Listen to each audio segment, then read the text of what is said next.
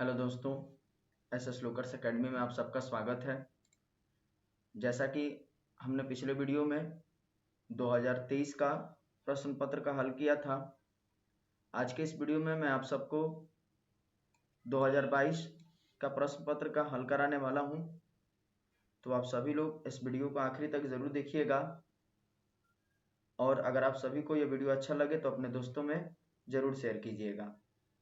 तो चलिए बिना देरी किए हुए इस वीडियो को हम लोग शुरू करते हैं। 2022 के प्रश्न पत्र में पूछा गया पहला प्रश्न है, बालकृष्ण भट्ट के पिता पेशे से क्या थे। पहला प्रश्न है कि बालकृष्ण भट्ट के पिता पेशे से क्या थे। ऑप्शन नंबर ए है चिकित्सक, ऑप्शन नंबर बी व्यापारी, ऑप्शन नंबर सी शिक्षक, ऑप्शन नंबर डी समाज सेवी। तो पहला नंबर प्रश्न का सही उत्तर है हमारा option number B, Balkrishna Bhatt के पिता क्या थे, तो पेशे से एक व्यापारी थे। दूसरा नंबर प्रश्न की ओर हम लोग बढ़ेंगे। तो दूसरा नंबर प्रश्न है कि उसने कहा था कि शीर्षक कहानी के लेखक हैं। उसने कहा था शीर्षक कहानी के लेखक हैं, तो इस कहानी के लेखक कौन है, तो चंद्रधर शर्मा गुलेरी जी हैं। उसने कहा था कहानी के लेखक चंद्रधर शर्मा गुलेरी जी हैं।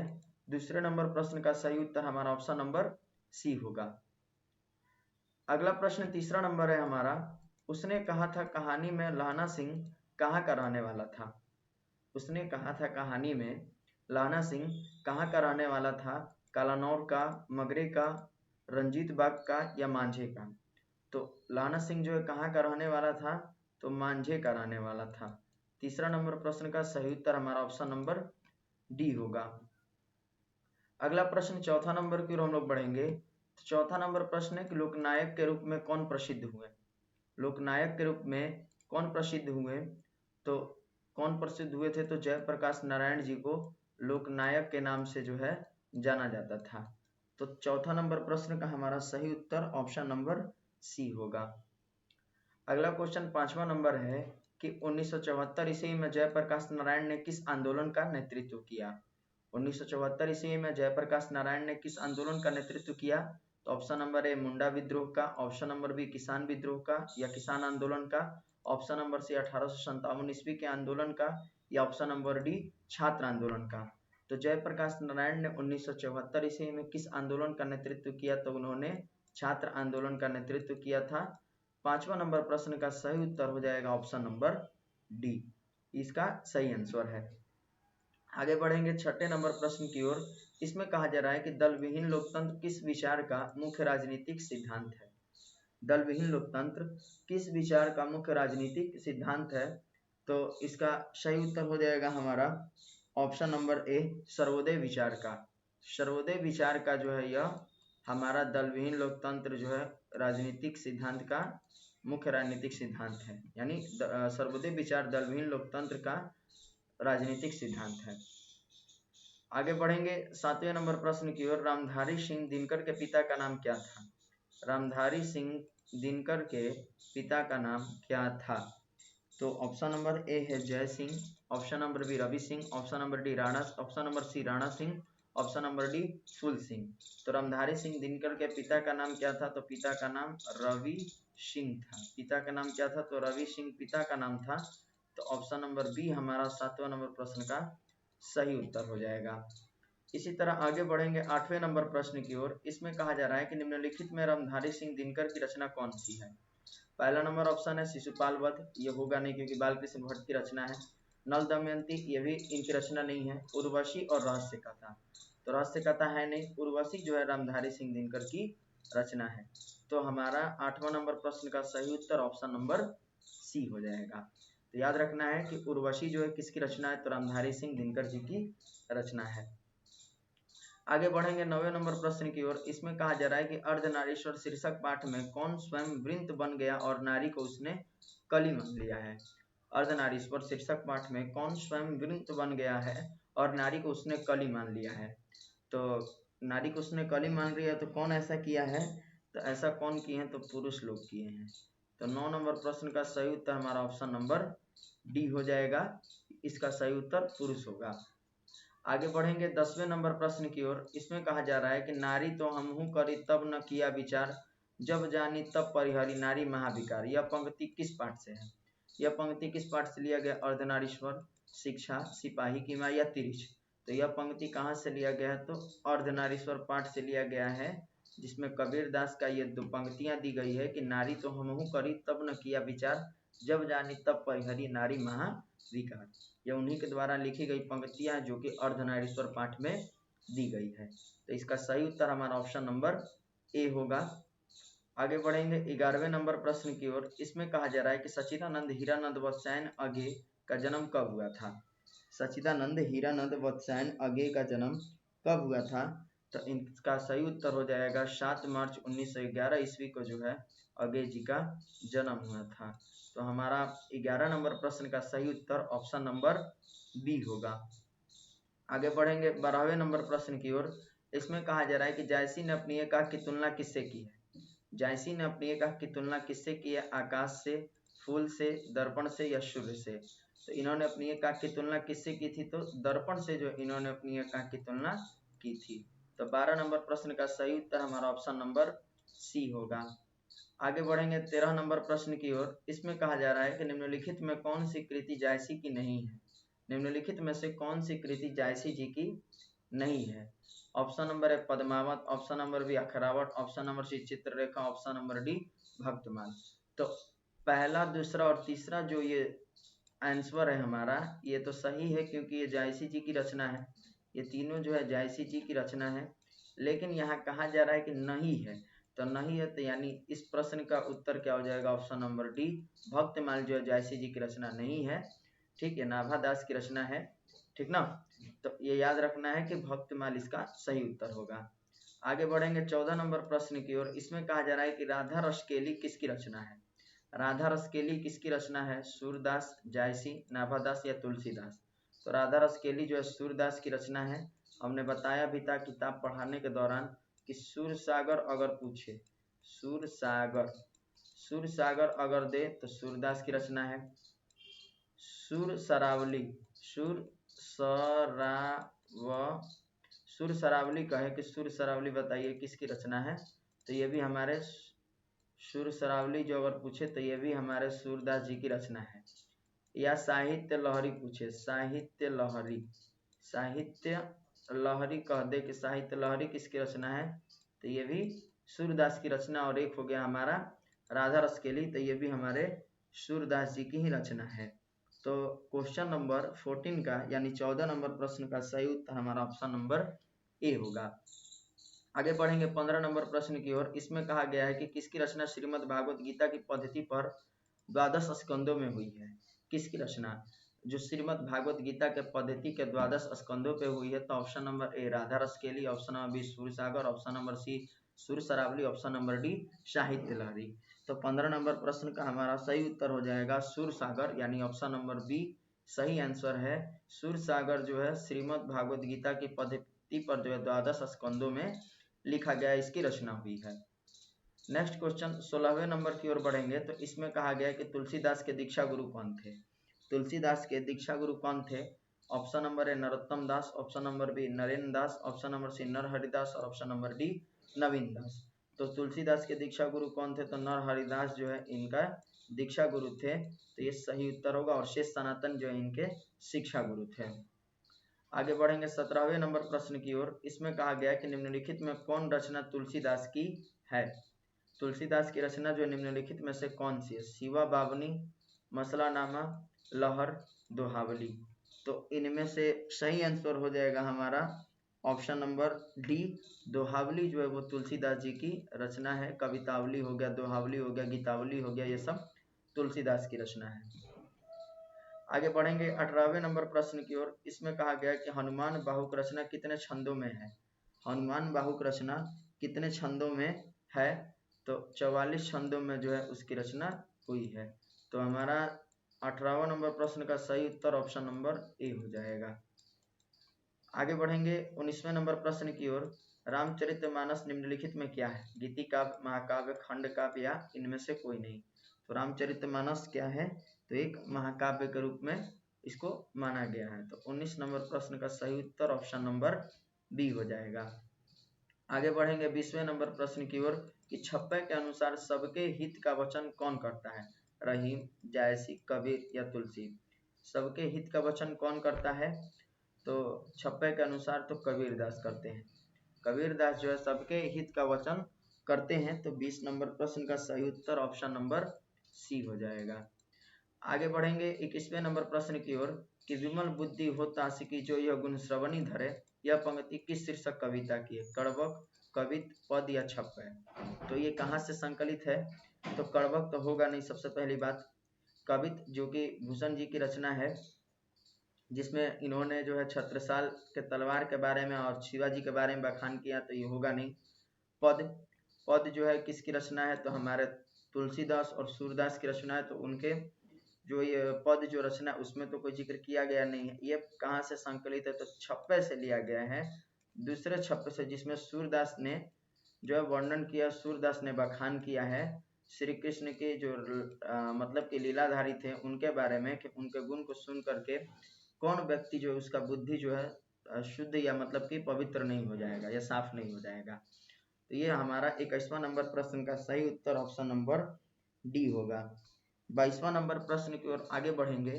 तो इसमें कहा गया है कि बताइए कि शिवराज भूषण में कितने अलंकारों का निरूपण हुआ है? शिवराज भूषण में कितने अलंकारों का निरूपण हुआ है? तो 105 अलंकारों का निरूपण हुआ है। जब छप्पे पाठ हम पढ़ा रहे थे आप सभी लोग को, तो उसमें हमने बताया भी था कि शिवा बावनी में कितने मुक्तक है? 52। शिवराज भूषण में कितने अलंकारों का प्रयोग किया है? तो 105। ठीक। और छत्रसाल दशक में कितने छंद है? तो 10 छंद है। इन सब चीज़ों को मैंने आप लोग को बताया था। तो यहाँ पे भी प्रश्न किया गया है कि शिवराज भूषण में कितने अलंकारों का निरूपण किया गया है? तो 105 अलंकारों का निरूपण किया गया। ऑप्शन नंबर ए सही होगा। 23वां नंबर प्रश्न की ओर बढ़ेंगे। तो इसमें कहा जा रहा है कि चिंतामणि त्रिपाठी और मोतीराम भूषण भूषण के कौन थे? चिंतामणि त्रिपाठी और मोतीराम भूषण भूषण जी के कौन थे?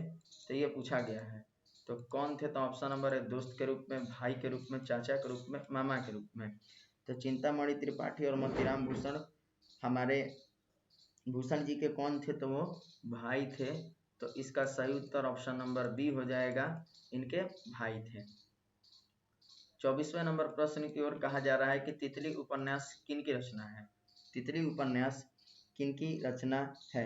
ऑप्शन नंबर ए रघुवीर Sahay, option number B Vinod Kumar Shukla, option number C Jaishankar Prasad, option number D Ashok Vajpeyi. Titli किसकी रचना है या तितली उपन्यास किसकी रचना है? तो इसका सही उत्तर हो जाएगा ऑप्शन नंबर सी, ये जयशंकर प्रसाद जी की रचना है। आगे बढ़ेंगे 25वें नंबर प्रश्न की ओर कि जयशंकर प्रसाद के ज्येष्ठ भ्राता का क्या नाम था? ज्येष्ठ भ्राता मतलब कि बड़े भाई का क्या नाम था जयशंकर प्रसाद के? तो जयशंकर प्रसाद के बड़े भाई का नाम था शंभू रतन। शंभू रतन जो है इनके बड़े भाई का नाम था। तो 25 नंबर प्रश्न का सही उत्तर हमारा ऑप्शन नंबर डी हो जाएगा। तो अभी तक हमने टोटल कितने प्रश्नों को हल किया? तो 25 प्रश्नों का। अब इन 25 प्रश्नों में से आप लोग जवाब दीजिएगा कि कितने प्रश्नों को आप लोगों ने मेरे साथ सही सही हल किया या कितने प्रश्न आप लोगों को नया लगा। तो कमेंट में आप लोग ज़रूर बताइएगा और आखिरी तक इस वीडियो को ज़रूर देखिएगा। इसमें टोटल 2022 में जितने भी 100 MCQ आए थे उसका मैं हल करा रहा हूँ। तो आप लोग ज़रूर इस वीडियो को आखिरी तक देखिएगा, स्किप बिल्कुल मत कीजिएगा और अपने दोस्तों में तो ज़रूर ही शेयर कीजिएगा और सेशन को जो है शेयर करने के साथ साथ लाइक ज़रूर कीजिएगा या सब्सक्राइब जो लोग चैनल पर नए हैं वो कर लीजिएगा। अब आगे बढ़ेंगे 26वें नंबर प्रश्न की ओर। तो इसमें कहा जा रहा है कि सुभद्रा कुमारी चौहान और महादेवी वर्मा किस स्कूल में एक साथ पढ़ती थी? ऑप्शन नंबर है कि क्रास्थवेट गर्ल्स स्कूल इलाहाबाद में, या संत जेवियर्स स्कूल घटना में, जिनपोल स्कूल आरा में, या फिर कहा जा रहा है हमारा बुनियादी विद्यालय मोतिहारी में। ठीक, तो ये हमारा जो है 4 ऑप्शन दिया गया है। अब यहाँ पे सही आंसर क्या होगा? तो क्रास्थवेट गर्ल्स स्कूल इलाहाबाद, यहाँ पे महादेवी वर्मा और सुभद्रा कुमारी चौहान ये दोनों लोग एक साथ जो है पढ़ी थी और सहपाठी रहे थे एक ही स्कूल के। 27वां नंबर प्रश्न कह रहा है कि गुलामी का नशा नामक नाटक के लेखक कौन है? कौन है गुलामी के नशा नामक नाटक के लेखक? तो सुभद्रा कुमारी चौहान के पति थे जिनका नाम ठाकुर लक्ष्मण सिंह था। उन्होंने क्या किया था? गुलामी का नशा और कूली प्रथा। हमने पाठ के दौरान भी बताया था कि कूली प्रथा याद रखना है कि कूली प्रथा पूछ देगा एग्जाम में कि कूली प्रथा किसकी रचना है, तो कूली प्रथा भी हमारे ठाकुर लक्ष्मण सिंह की रचना है। या गुलामी का नशा पूछ देगा तो वो भी हमारे ठाकुर लक्ष्मण सिंह की रचना है। इसी तरह आगे बढ़ेंगे 28वें नंबर प्रश्न की ओर। इसमें कहा जा रहा है कि छोड़ काम दौड़ कर आई माँ कहकर जिस समय पुकारा, किस कविता की पंक्ति है?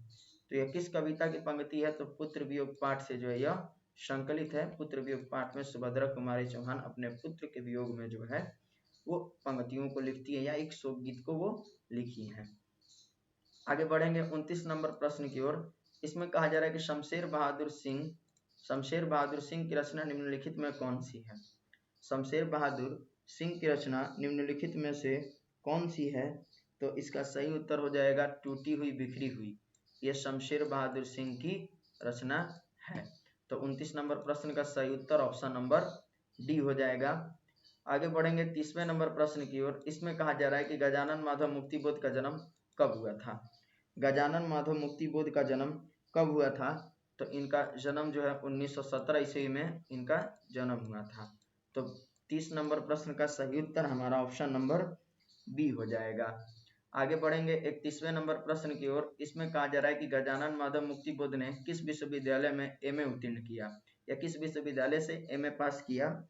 तो हमारा 31 नंबर प्रश्न का सही उत्तर हो जाएगा ऑप्शन नंबर ए, नागपुर विश्वविद्यालय से जो है उन्होंने अपना एमए की परीक्षा जो है उत्तीर्ण की थी। आगे बढ़ेंगे 32वें नंबर प्रश्न की ओर। इसमें कहा जा रहा है कि कामायनी एक पुनर्विचार किनकी रचना है?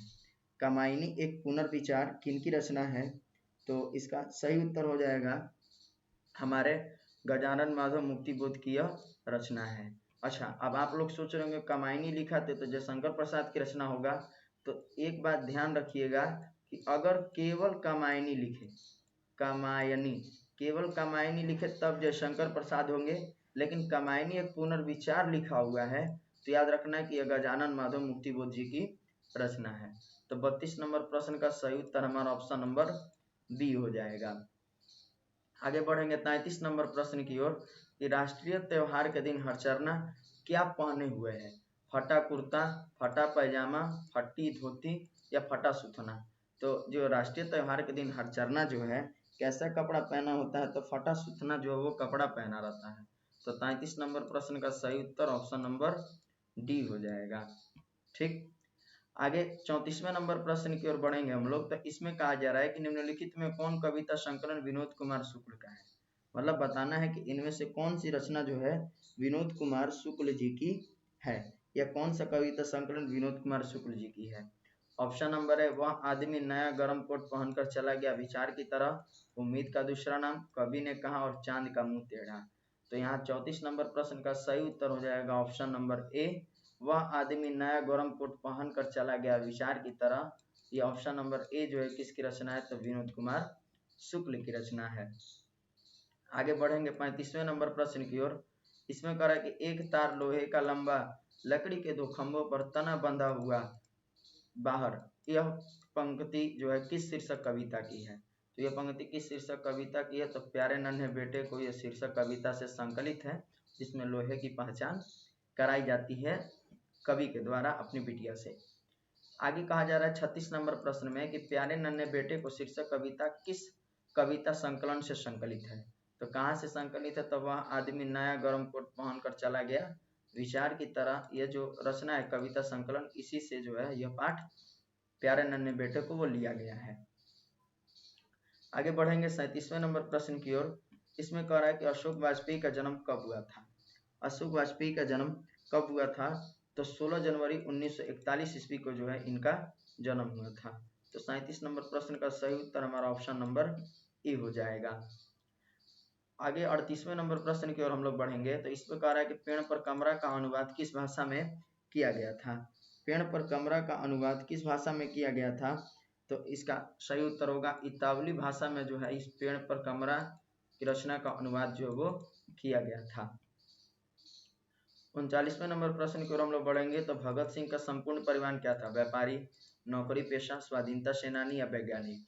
तो भगत सिंह का संपूर्ण परिवार क्या थे? तो वो सब स्वाधीनता सेनानी थे। तो 39 नंबर प्रश्न का सही उत्तर ऑप्शन नंबर सी हो जाएगा। इसी तरह आगे बढ़ेंगे 40वें नंबर प्रश्न की ओर कि आत्महत्या एक घृणित अपराध है, यह पूर्णतः कायरता का कार्य है। यह कथन किसका है? शमशेर बहादुर सिंह का, अशोक वाजपेयी का, रघुवीर सहाय का या भगत सिंह का? तो 40 नंबर प्रश्न की अगर सही उत्तर की बात करेंगे तो यह कथन भगत सिंह का था। उन्होंने बताया था अपने सुखदेव जो इनके मित्र थे उसके नाम पत्र लिख करके कि आत्महत्या करना एक घृणित अपराध है और यह पूर्णतः कायरता का काम है। आगे बढ़ेंगे 41वें नंबर प्रश्न की ओर। तो इसमें कहा जा रहा है कि जगदीश चंद्र माथुर ने किस विश्वविद्यालय से एमए उत्तीर्ण किया? जगदीश चंद्र माथुर ने किस विश्वविद्यालय से एमए उत्तीर्ण किया? इलाहाबाद विश्वविद्यालय, कलकत्ता विश्वविद्यालय, लखनऊ विश्वविद्यालय या काशी हिंदू विश्वविद्यालय? तो इन्होंने किस विश्वविद्यालय से जो है एमए उत्तीर्ण किया? तो इलाहाबाद विश्वविद्यालय से जो है इन्होंने एमए उत्तीर्ण किया था। तो 41 नंबर प्रश्न का सही उत्तर हमारा ऑप्शन नंबर ए हो जाएगा। अगला क्वेश्चन बढ़ावा कर रहे हैं, 42वें नंबर की ओर बढ़ेंगे। तो इसमें कहा जा रहा है कि ओ मेरे सपने शीर्षक एकांकी किनकी रचना है? ओ मेरे सपने शीर्षक एकांकी किसकी रचना है? तो ये किसकी रचना है? तो जगदीश चंद्र माथुर जी की रचना है। तो 42 नंबर प्रश्न का सही उत्तर हमारा ऑप्शन नंबर बी हो जाएगा। अगला क्वेश्चन 43वां नंबर है कि ओ सदा नीरा शीर्षक पाठ के अनुसार सुल्तान ने घोड़े से उतरकर किस पर आघात किया? ओ सदा नीरा शीर्षक पाठ के अनुसार सुल्तान ने घोड़े से उतरकर किस पर आघात किया? तो 43 नंबर प्रश्न का सही उत्तर हो जाएगा हमारा ऑप्शन नंबर सी, विशाल बीपट के या बीटप के तने पर। विशाल जो है बीटप के तने पर, यानी कि विशाल जो वृक्ष था उसके तने पर जो है वो प्रहार करते हैं। आगे 44वां नंबर प्रश्न है हमारा कि दक्षिण बिहार के गया जिले में या जिले से किस जाति के लोगों को चंपारण में नील की खेती के लिए लाया गया? ऑप्शन नंबर ए ब्राह्मण, ऑप्शन नंबर बी क्षत्रिय, ऑप्शन नंबर सी कुम्हार, ऑप्शन नंबर डी भूइयां। तो इसका सही उत्तर की अगर हम बात करेंगे तो सही उत्तर हो जाएगा हमारा ऑप्शन नंबर डी, भूइयां जनजाति लोगों को जो है लाया गया था चंपारण में नील की खेती करने के लिए। इसी तरह अब आगे बढ़ेंगे हम लोग 45वें नंबर प्रश्न की ओर। तो इसमें कहा जा रहा है कि राजकुमार शुक्ल का मृत्यु कब हुई थी? या राजकुमार शुक्ल की मृत्यु कब हुई? 1930 ईस्वी के आसपास, 1936 ईस्वी के आसपास, 1937 ईस्वी के आसपास, 1938 ईस्वी के आसपास। तो जो हमारे राजकुमार शुक्ल थे इनकी मृत्यु जो है कब हुई थी? तो इसका सही उत्तर हो जाएगा 1930 ईस्वी के जो आसपास जो है इनकी मृत्यु हुई थी। एग्जैक्ट जो है सन नहीं बताया गया है, तो 1930 ईस्वी के आसपास जो है कहा जा रहा है कि इनकी मृत्यु हुई थी। नेक्स्ट क्वेश्चन 46वां नंबर है कि मोहन राकेश का जन्म कहाँ हुआ था? मोही आजमगढ़ में, जांडीवाली गली अमृतसर में, अनूपपुर मध्य प्रदेश या लखनऊ उत्तर प्रदेश में? तो 46 नंबर प्रश्न का सही उत्तर ऑप्शन नंबर बी होगा, जांडीवाली गली अमृतसर में जो है इनका जन्म हुआ था। 47वां नंबर प्रश्न की ओर बढ़ेंगे। तो इसमें कहा जा रहा है कि सिपाही की मां शीर्षक पाठ में कुंती कौन है? तो कुंती कौन थी? तो बिस्नी की माँ थी, बिस्नी की चाची थी, बिस्नी की पड़ोसन थी या बिस्नी की भाभी थी? तो कुंती कौन थी? तो बिस्नी की पड़ोसन थी, ठीक ना। बिस्नी की तो एक बेटा था जिसका नाम मानक रहता है, मानक, और एक बेटी थी जिसका नाम मुन्नी रहता है, मुन्नी। और इन दोनों की जो माँ कौन थी? तो बिस्नी थी। और बिस्नी की ही पड़ोसन कौन थी? तो वो कुंती को माना जाता था। तो सी नंबर जो है हमारा करेक्ट आंसर होगा, ठीक। तो ये याद रखना है आप लोगों को। अब आगे बढ़ेंगे हम लोग नेक्स्ट प्रश्न की ओर, 47 के बाद 48 नंबर प्रश्न की ओर। तो इसमें कहा जा रहा है कि नामवर सिंह के पीएचडी का विषय क्या था? ठीक, नामवर सिंह के पीएचडी का विषय क्या था? तो पृथ्वीराज रासो की राज्य भाषा जो है इनके पीएचडी का विषय था। तो हमारा 48 नंबर प्रश्न का सही उत्तर ऑप्शन नंबर डी हो जाएगा। आगे बढ़ेंगे 49वें नंबर प्रश्न की ओर। तो इसमें कह रहा है कि वाद विवाद संवाद क्या है? आलोचनात्मक निबंधों की पुस्तक, कविता संग्रह, कहानी संग्रह या नाट्य संग्रह? तो हमारा जो वाद विवाद संवाद क्या है? तो आलोचनात्मक निबंधों की एक पुस्तक के रूप में जाना जाता है। तो 49 नंबर प्रश्न का सही उत्तर ऑप्शन नंबर ए हो जाएगा। 50वां नंबर प्रश्न की ओर हम लोग बढ़ेंगे। तो इसमें कहा जा रहा है कि आचार्य रामचंद्र शुक्ल को सुरसागर परिसीमित लगा क्योंकि वह प्रबंध काव्य है, गीति काव्य है, कहानी संग्रह या कविता संग्रह है? तो 50 नंबर प्रश्न का सही उत्तर हो जाएगा कि आचार्य रामचंद्र शुक्ल को सूर सागर जो है परिसीमित लगा, क्योंकि यह क्या है, तो एक गीति काव्य है। तो हमारा 50 नंबर प्रश्न का सही उत्तर हो जाएगा ऑप्शन नंबर बी, हमारा सही आंसर है। तो टोटल हमने कितने प्रश्न अभी तक कर लिए, तो 50 प्रश्न हमने हल कर लिए। अब इन 50 प्रश्नों में से आप लोग कमेंट में ज़रूर बताइएगा कि आप लोगों ने कितने प्रश्नों को सही सही हल किया, या आप सभी लोग जो है कितने प्रश्नों के जो है आंसर को नहीं जानते थे और ये आप लोगों के लिए नया लगा, ये भी आप लोग ज़रूर बताइएगा। और वीडियो अगर अच्छा लग रहा होगा आप लोगों को तो ज़रूर लाइक शेयर और कमेंट ज़रूर कीजिएगा, ताकि हमें मोटिवेशन मिले और हम और भी बढ़िया तरीके से जो है आप लोगों के लिए अच्छे अच्छे जो है क्वेश्चन ढूंढ करके लाएं। आगे बढ़ेंगे अब हम लोग, तो 51 नंबर प्रश्न की ओर बढ़ेंगे। 51 नंबर प्रश्न कह रहा है कि गांव का घर शीर्षक कविता के रचनाकार कौन है। गांव का घर शीर्षक कविता के रचनाकार कौन है, तो इसका सही उत्तर हो जाएगा ज्ञानेंद्र पति। गांव का घर पाठ के जो हमारे कवि हैं या रचनाकार है वो ज्ञानेंद्र पति जी हैं। उसके बाद आगे बढ़ेंगे 52 नंबर प्रश्न की ओर। 52 नंबर प्रश्न कह रहा है कि 1995 ईस्वी में परिवेश सम्मान किसे प्राप्त हुआ। 1995 ईस्वी में परिवेश सम्मान किसे प्राप्त हुआ, तो ओम प्रकाश वाल्मीकि जी को है वो परिवेश सम्मान जो है या परिवेश सम्मान दिया गया था 1995 ईस्वी में।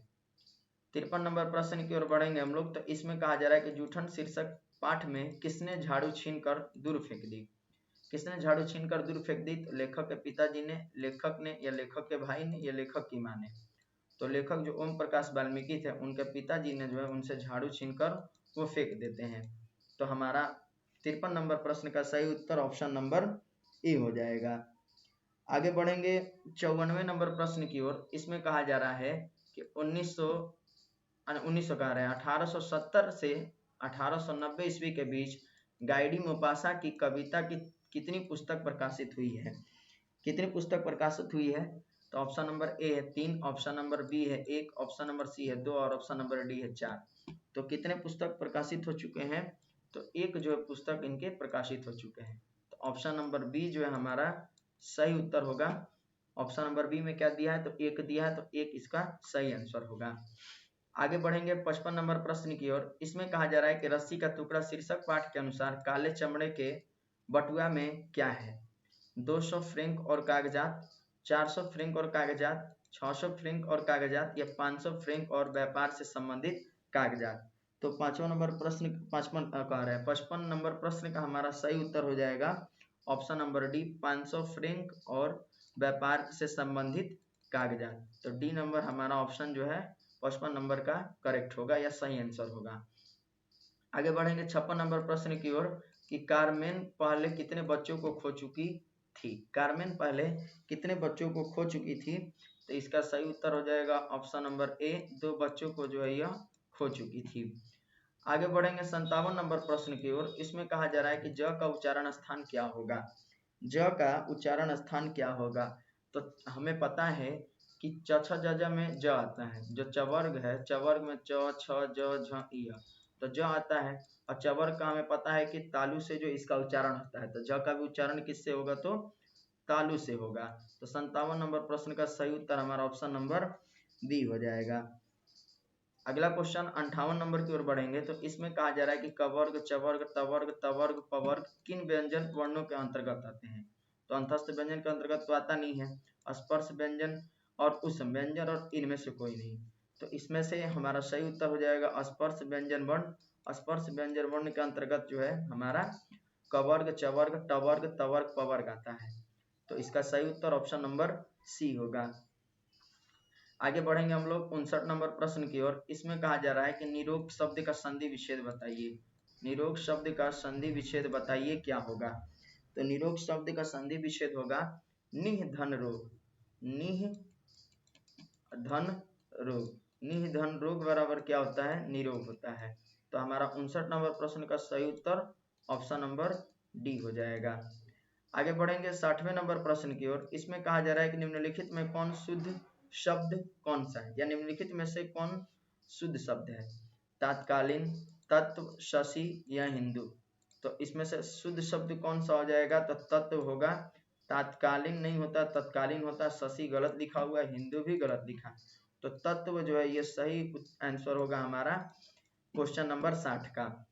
आगे बढ़ेंगे 61 नंबर प्रश्न की ओर। इसमें कहा जा रहा है कि विंध्याचल शब्द कौन सी संज्ञा है? जातिवाचक संज्ञा, व्यक्तिवाचक संज्ञा, समूहवाचक संज्ञा या द्रव्यवाचक संज्ञा? तो विंध्याचल शब्द कौन सी संज्ञा? तो यह एक व्यक्तिवाचक संज्ञा है। तो हमारा इसका सही उत्तर 61 नंबर प्रश्न का सही उत्तर ऑप्शन नंबर बी हो जाएगा। आगे बढ़ेंगे 62 नंबर प्रश्न की ओर। इसमें कहा जा रहा है कि मुंह शब्द का लिंग क्या होगा? स्त्रीलिंग, उभयलिंग, पुल्लिंग या इनमें से कोई नहीं? तो 62 नंबर प्रश्न का सही उत्तर हो जाएगा ऑप्शन नंबर सी। हमारा पुल्लिंग जो है इसका करेक्ट आंसर होगा, मुंह जो है पुल्लिंग है।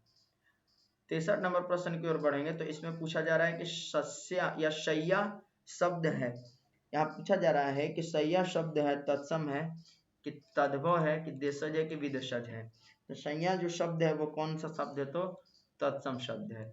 तो 63 नंबर प्रश्न का सही उत्तर हमारा ऑप्शन नंबर ए होगा। आगे बढ़ेंगे 64 नंबर प्रश्न की ओर। तो इसमें पूछा जा रहा है कि चंचल शब्द का स्त्रीलिंग रूप क्या होगा? चंचल शब्द का स्त्रीलिंग रूप क्या होगा? चंचली, चंचला, चंचिल या चंचलानी? तो चंचल शब्द का स्त्रीलिंग क्या होगा? तो इसका उत्तर हो जाएगा चंचला। चंचला जो है इसका स्त्रीलिंग माना जाता है। अगला प्रश्न 65 नंबर की ओर बढ़ेंगे तो इसमें कहा जा रहा है कि निम्नलिखित में संबोधन कारक का विभक्ति चिन्ह कौन सा है? निम्नलिखित में संबोधन कारक का विभक्ति चिन्ह कौन सा है? तो कहा जा रहा है ऑप्शन नंबर ए में ने, से, अरे और को। तो संबोधन कारक का विभक्ति चिन्ह कौन सा होगा? तो अरे होगा। तो 65 नंबर प्रश्न का सही उत्तर हमारा ऑप्शन नंबर सी हो जाएगा। ठीक, आगे बढ़ेंगे 65 के बाद 66 नंबर प्रश्न की ओर। तो इसमें कहा जा रहा है कि शीला ने सावित्री को जी भर कोसा, किस कारक का उदाहरण है? करण कारक का, संप्रदान कारक का, अपदान कारक का या कर्म कारक का? तो 66 नंबर प्रश्न के अगर सही उत्तर की बात करेंगे तो इसका सही उत्तर ऑप्शन नंबर बी हो जाएगा, यह संप्रदान कारक का जो है यह उदाहरण है। अगला प्रश्न हम लोग 67 नंबर की ओर बढ़ेंगे तो 67 नंबर में कहा जा रहा है कि जब कोई शब्द वाक्य में पिरो दिए जाते हैं तब क्या कहलाता है? वो शब्द कहलाता है कि पद कहलाता है कि लिंग कहलाता है या वचन कहलाता है? तो यहाँ पे वचन तो होगा नहीं, लिंग होगा नहीं, शब्द होगा नहीं, पद जो है हमारा ये सही उत्तर होगा कि अगर कोई शब्द को हम लोग वाक्य में अगर प्रयोग कर देते हैं तो उस वो क्या बन जाता है? पद कहलाता है। ये हम आप लोग को पहले भी बताए थे, तो आप लोग याद रखिएगा कि कोई शब्द अगर वाक्य में प्रयोग कर दिया जाता है तो वो पद कहलाता है। आगे बढ़ेंगे 68 नंबर प्रश्न की ओर। ठीक, तो इसमें कहा जा रहा है कि निम्नलिखित में द्रव्यवाचक संज्ञा कौन सी है? इसमें पूछा गया है कि द्रव्यवाचक संज्ञा कौन सी है? मिठास, बिजली, पानी या कलम? मिठास होगा नहीं, बिजली होगा नहीं, कलम होगा नहीं, पानी जो है हमारा क्या होगा? द्रव्यवाचक संज्ञा होगा। इसको माप तौलने के रूप में जो ये माप तौलने वाली जो वस्तुओं का बोध हो तो हमारा वो द्रव्यवाचक संज्ञा कहलाता है। तो 68 नंबर प्रश्न का सही उत्तर हमारा ऑप्शन नंबर सी हो जाएगा। आगे बढ़ेंगे 69 नंबर प्रश्न की ओर कि हिंदी में कुल कितने सर्वनाम हैं? हिंदी में कुल कितने सर्वनाम है? 3, 4, 8 और 11। तो हिंदी में कुल कितने सर्वनाम है? तो 11 सर्वनाम हिंदी में माने जाते हैं। तो 69 नंबर प्रश्न का सही उत्तर हो जाएगा हमारा ऑप्शन नंबर डी। और भेद पूछेगा कि सर्वनाम के कितने भेद होते हैं? तो भेद में याद रखना है कि भेद बताना है हमें 6, और केवल पूछे कि सर्वनाम कितने होते हैं? तो 11 होते हैं। आगे बढ़ेंगे 70 नंबर प्रश्न की ओर। इसमें कहा जा रहा है कि वह कौन है जो वह वहां सो रहा है? किस सर्वनाम का उदाहरण है? वह कौन है जो वहां सो रहा है किस सर्वनाम का उदाहरण है? संबंधवाचक, निश्चयवाचक, अनिश्चयवाचक या प्रश्नवाचक? तो वह कौन है जो वहां सो रहा है किस सर्वनाम का उदाहरण है? तो यह संबंधवाचक सर्वनाम का उदाहरण माना जाता है। तो 70 नंबर प्रश्न का सही उत्तर हमारा ऑप्शन नंबर ए होगा। आगे बढ़ेंगे 71 नंबर प्रश्न की ओर। इसमें कहा जा रहा है कि 20 किलो चावल कौन सा विशेषण है? 20 किलो चावल जो है यह कौन सा विशेषण है? तो यह परिणामवाचक या परिणाम बोधक जो है विशेषण माना जाता है। तो 71 नंबर प्रश्न का सही उत्तर ऑप्शन नंबर बी होगा। 72 नंबर प्रश्न की ओर बढ़ेंगे तो इसमें कहा जा रहा है कि राम सोता है कौन सा क्रिया है? राम सोता है यह कौन सा क्रिया है? तो यह कौन सा क्रिया है? तो यह अकर्मक क्रिया माना जाता है। तो 72 नंबर प्रश्न का सही उत्तर ऑप्शन नंबर बी होगा। 73वां नंबर प्रश्न है हमारा कि लड़के ने पुस्तक पढ़ी है, किस काल का उदाहरण है? किस काल का उदाहरण है? तो यह हमारा वर्तमान काल का उदाहरण है। 73 नंबर प्रश्न का सही उत्तर ऑप्शन नंबर ए होगा। अगला प्रश्न 74वां नंबर है कि निम्नलिखित में से अव्यय कौन सा है? मौसम, बल्कि, वह या आप। तो 74 नंबर प्रश्न का सही उत्तर हो जाएगा ऑप्शन नंबर बी, बल्कि जो है ये क्या है? अव्यय कहलाता है। ठीक, आगे बढ़ेंगे 75 नंबर प्रश्न की ओर कि उपस्थित जो शब्द है उसमें कौन सा उपसर्ग है? यहाँ पूछा जा रहा है कि उपस्थित शब्द में कौन सा उपसर्ग है? तो उपस्थित, तो उ धन स्थित, तो ये होगा नहीं। तो हमारा जो है अगर उपस्थित शब्द का संधि विच्छेद करेंगे तो उपधन स्थित मिलेगा, उपधन स्थित मिलेगा, उपधन स्थित, उपधन स्थित मिलेगी या स्थिति। तो उप जो है हमारा क्या हो जाएगा? उपसर्ग हो जाएगा। तो 75 नंबर प्रश्न का सही उत्तर ऑप्शन नंबर सी होगा। अगला प्रश्न 76 नंबर की ओर बढ़ेंगे तो इसमें पूछा जा रहा है कि शक्ति शब्द का प्रत्यय क्या होगा? शक्ति शब्द का प्रत्यय क्या होगा? तो इसमें हमारा जो सही उत्तर हो जाएगा 76 नंबर प्रश्न का वो ऑप्शन नंबर डी होगा। इसमें ती प्रत्यय लगा हुआ है, शक्ति में ती प्रत्यय लगा हुआ है। 77 नंबर प्रश्न की ओर बढ़ेंगे तो इसमें कहा जा रहा है कि अजय शब्द का विशेषण क्या होगा? अजय शब्द का विशेषण क्या होगा?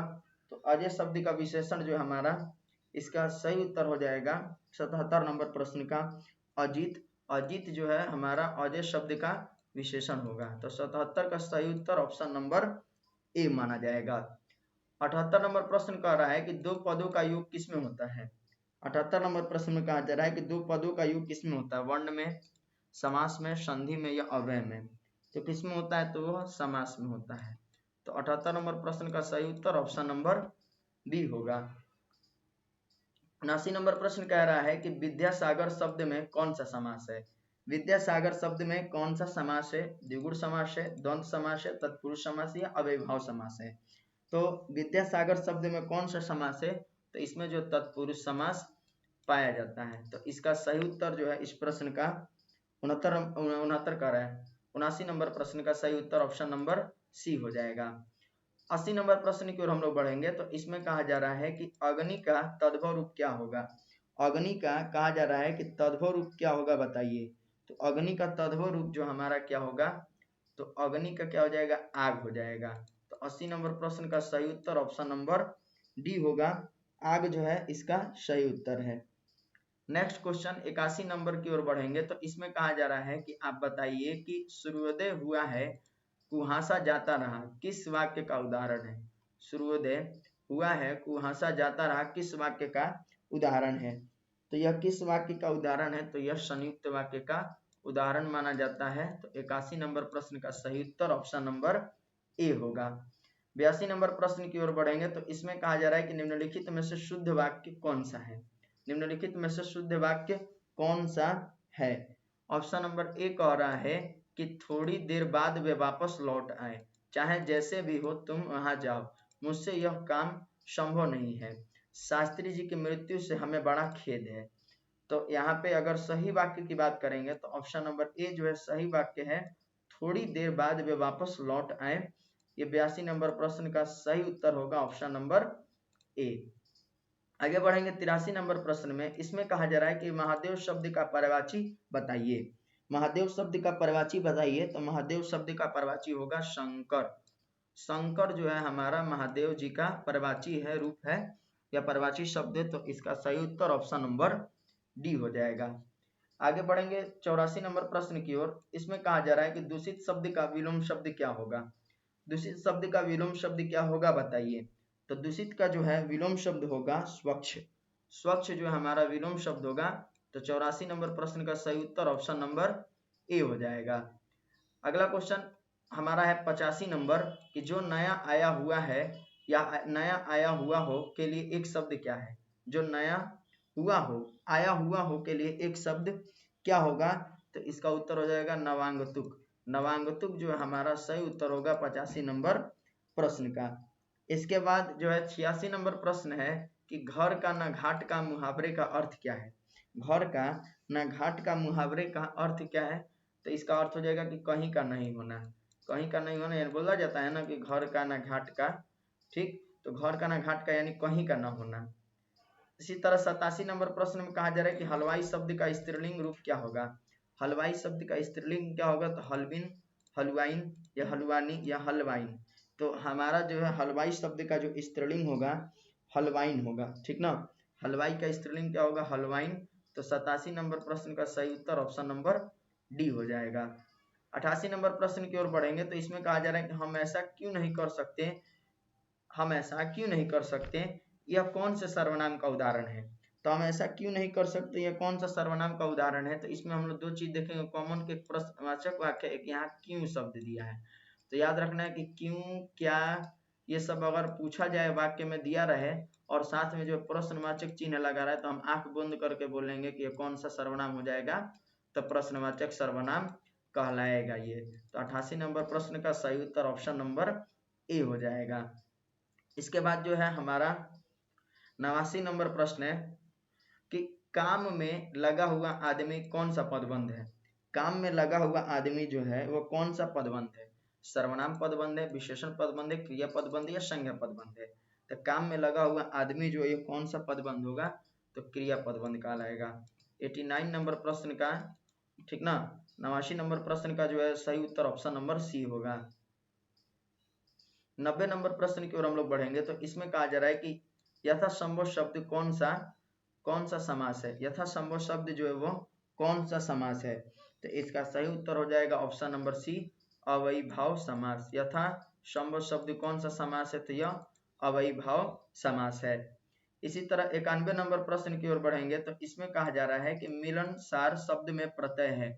मिलनसार शब्द में प्रत्यय है, तो इसमें कौन सा प्रत्यय लगा हुआ है, तो सार प्रत्यय जो है इसमें लगा हुआ है। 91 नंबर प्रश्न का सही उत्तर ऑप्शन नंबर डी हो जाएगा।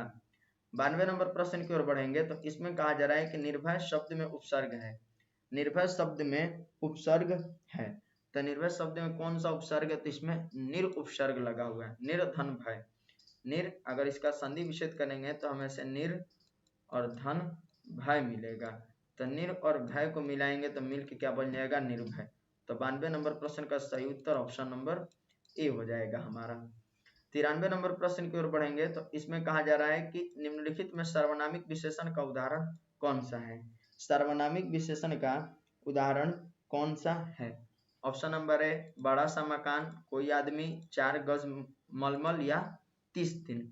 तो 93 नंबर प्रश्न का सही उत्तर ऑप्शन नंबर बी, कोई आदमी।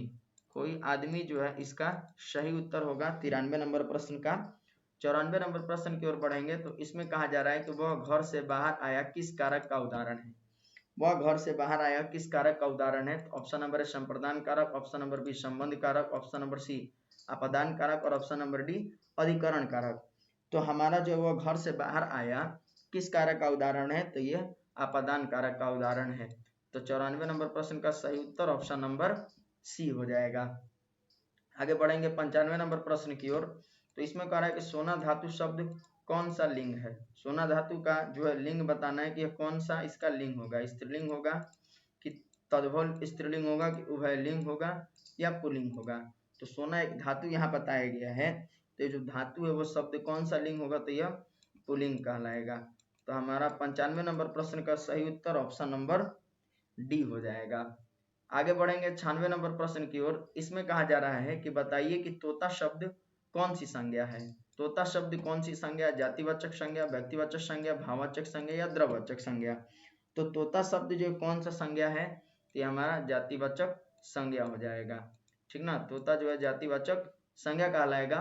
97 नंबर प्रश्न की ओर बढ़ेंगे तो इसमें कहा जा रहा है कि सत्याग्रह शब्द का संधि विच्छेद क्या होगा। सत्याग्रह शब्द का संधि विच्छेद क्या होगा, तो सत्य धन आग्रह। सत्य धन आग्रह बराबर क्या होता है, हमारा सत्याग्रह होता है। तो 97 नंबर प्रश्न का सही उत्तर ऑप्शन नंबर बी हो जाएगा। अगला क्वेश्चन 98 नंबर की ओर बढ़ेंगे तो इसमें कहा जा रहा है कि घ का उच्चारण स्थान क्या होगा। घ का उच्चारण स्थान पूछा जा रहा है, तो हम आप सभी लोग को पहले भी बताएं कि अगर क वर्ग दे और क वर्ग का उच्चारण पूछे तो क्या होगा, कंठ होगा। और क वर्ग के अंतर्गत ही हमारा क्या होता है, घ आता है, घ वर्ण आता है। तो 98 नंबर प्रश्न का सही उत्तर की बात करेंगे तो वो कंठ होगा। कंठ से जो घ का उच्चारण हम लोग करते हैं। 99 नंबर प्रश्न की ओर बढ़ेंगे तो इसमें कहा जा रहा है कि बताइए कि महोत्सव शब्द का संधि विच्छेद क्या होगा? महोत्सव शब्द का संधि विच्छेद क्या होगा? तो इसका सही उत्तर हो जाएगा महाधन उत्सव। महाधन उत्सव बराबर क्या होता है? महोत्सव होता है। तो 99 नंबर प्रश्न का सही उत्तर ऑप्शन नंबर डी हो जाएगा। और हमारा 100वां नंबर प्रश्न है जो कि 100 नंबर प्रश्न और यह आखिरी प्रश्न है। इसमें कहा गया कि बात बनाना मुहावरे का अर्थ क्या है? बात बनाना मुहावरे का अर्थ क्या है? बहाना करना, बहस छेड़ना, बोलने से रोकना या विरोध में खड़ा होना। तो हमारा 100 नंबर प्रश्न का जो सही उत्तर होगा बात बनाना मुहावरे का, तो ये सही उत्तर होगा बहाना करना। बहाना करना जो हमारा सही उत्तर होगा। तो 100 नंबर प्रश्न का सही आंसर ऑप्शन नंबर ए होगा। तो यह था टोटल हमारा 2022 के प्रश्न पत्र का हल ऑब्जेक्टिव का, जिसमें टोटल 100 एमसीक्यू या 100 ऑब्जेक्टिव क्वेश्चन आए हुए थे। तो मैंने आप सभी लोगों को इन सारे प्रश्नों का सही हल करा दिया है। इसके पिछले वीडियो में मैंने आप सबको 2023, उससे पिछले वीडियो में मैंने 2024 के प्रश्न पत्र का हल कराया था। तो अगर आप लोगों में से उस वीडियो को अगर कोई नहीं देखा है तो हमारे प्लेलिस्ट में जा करके उन वीडियो को आप लोग पहले जरूर देख लीजिएगा, ताकि आप सभी लोग का एक भी ऑब्जेक्टिव जो है 2025 में जो बोर्ड एग्जाम होने वाला है उसमें ना छूटे। और जो लोग हमारे चैनल पर नए हैं तो हमारे चैनल को सब्सक्राइब कर लीजिएगा, बेल आइकन को प्रेस कर दीजिएगा। साथ ही अगर आप सभी लोग को ये वीडियो अच्छा लगा होगा तो कमेंट में जरूर बताइएगा और अपने दोस्तों में जरूर शेयर कीजिएगा। तब तक के लिए धन्यवाद।